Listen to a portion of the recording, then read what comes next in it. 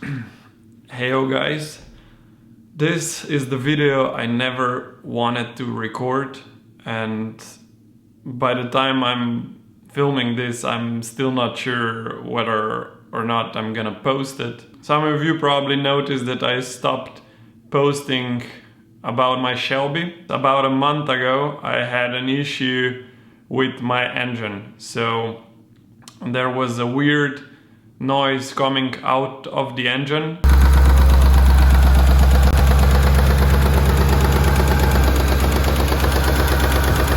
So I stopped the car immediately and it's been parked since then. I thought because my car is still in warranty and the previous owner also bought additional extended warranty that covers even more than the regular one. So I contacted Ford Slovenia and ask them how should we solve this, because the car is in warranty and since it's Ford, I saw no issues there. But to my surprise, Ford Slovenia contacted Ford Europe and they declined the warranty, and the answer was basically the warranty is not valid for Europe.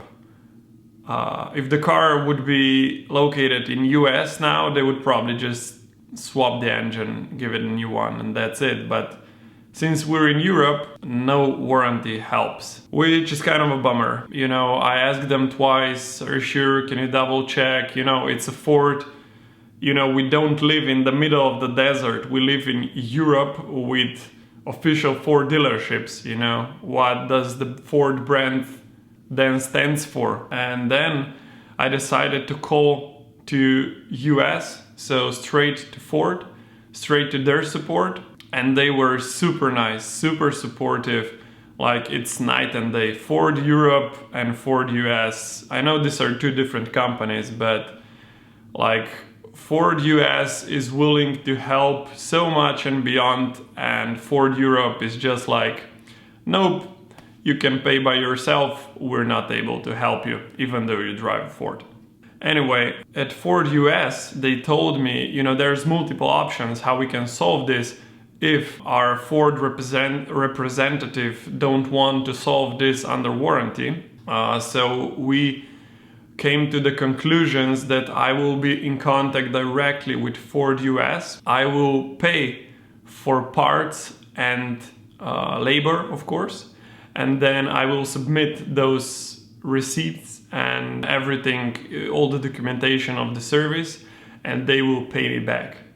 And this is, written down in, you can find this online, and nobody from Ford Europe or Ford Slovenia couldn't suggest that. So I was really, really disappointed by this from their side. Again, I need to solve everything by myself. At one point I was so far that I was already thinking about selling the car and buying, I don't know, a Porsche just to switch the brand, because I was really disappointed by the feedback or by the support that I got from Ford Europe and everyone below that. But then the next issue came along, because there is no one that would basically help us get the parts here in Slovenia. So I needed to find that by myself as well.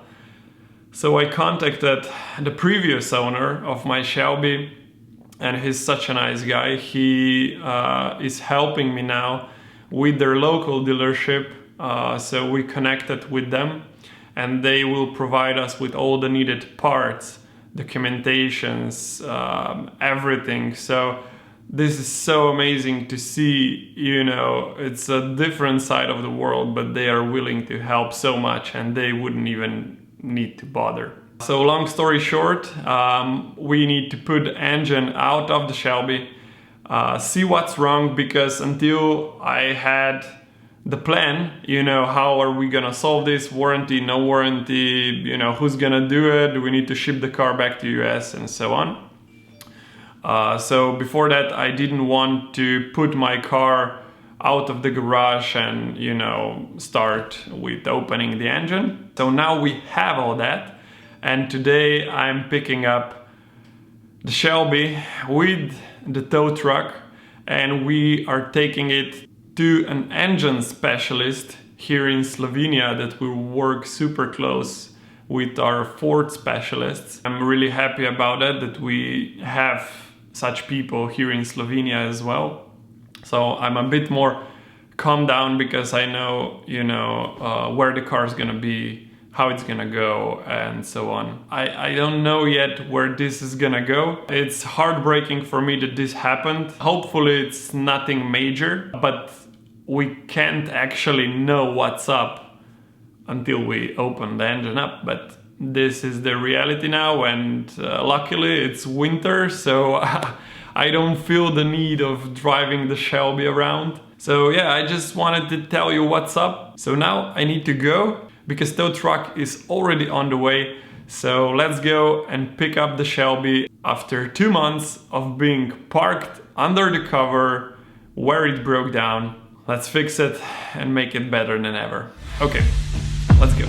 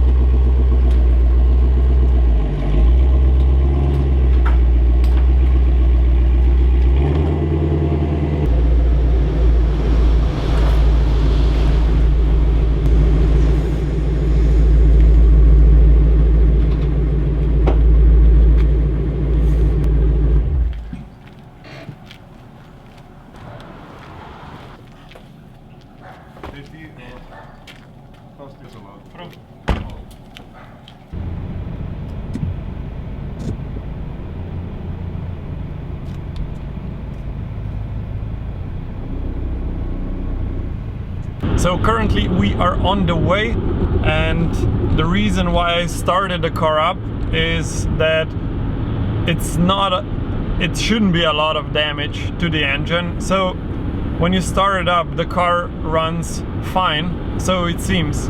But when it's warmed up and under certain RPMs, it starts to give like a weird vibrations and weird like knocking noises, and I really don't like that because I know it shouldn't supposed to run like that. So that's the reason why I stopped the car immediately when I first experienced that, parked it, and first thing I want to do is that some kind of specialist opens up the engine and see what's up. We are heading towards my friend's garage, Željko, and he's the owner of Art Motors. Željko used to work for Ferrari, so he was an engine builder in Maranello Ferrari, so he, knows his way around exotic engines. And a few years back he started his own business, so now he's working on all kinds of engines. And yeah, he's specialized only in rebuilding and repairing engines. He's working directly with Ford, so everything will be regulated, everything how Ford says it should be. I'm really happy that we are taking this professional approach because I want this car to be mint condition all the time. I don't want to save this car, like I want to drive it full attack most of the time, so I'm not sparing this car anything, but in order to drive it like this, car must be, like I said, in mint condition. So that's what we're gonna do now.